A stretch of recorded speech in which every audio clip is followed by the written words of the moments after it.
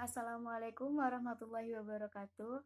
Perkenalkan, nama saya Reza Alifanandia dari kelas Ekonomi Syariah 2. Saya di sini akan mereview kembali tentang pengantar ilmu ekonomi.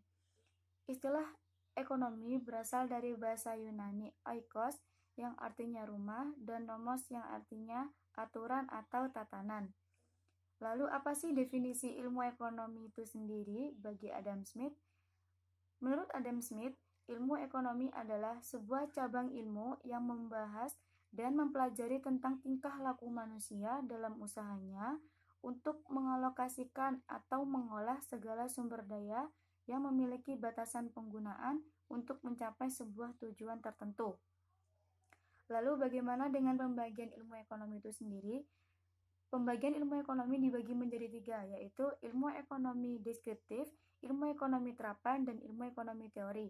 Di mana ilmu ekonomi deskriptif memiliki pengertian yaitu ilmu ekonomi yang berarti kajian yang memaparkan secara adanya tentang kehidupan ekonomi suatu daerah atau negara pada suatu masa tertentu.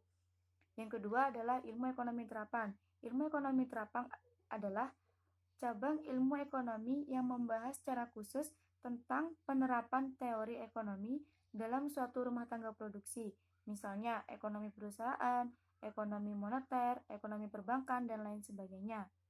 Yang ketiga yaitu ilmu ekonomi teori.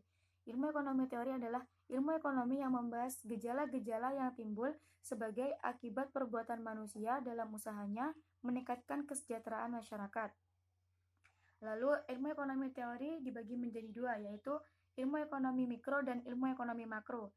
Ilmu ekonomi mikro adalah ilmu ekonomi yang mempelajari perilaku konsumen dan perusahaan serta penentuan harga-harga pasar dan kuantitas faktor input, barang, dan jasa yang diperjualbelikan. Yang kedua yaitu ilmu ekonomi makro, studi tentang ekonomi secara keseluruhan. Ekonomi makro menjelaskan perubahan ekonomi yang mempengaruhi banyak masyarakat, perusahaan, dan pasar.